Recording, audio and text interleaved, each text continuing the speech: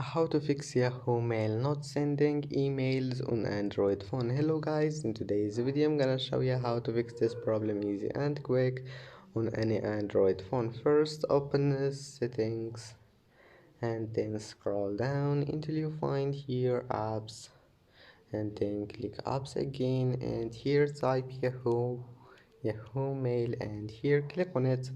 Now click force stop and go to storage, clear data, and click OK. After that you will log out of all your accounts, and then you will need to log in again, but that will fix your problem 100%. And that's it. Just go back and try again, and if that also doesn't fix it, go to Play Store, make sure your Yahoo Mail is updated, and that's it. Don't forget like, and see you in the next video.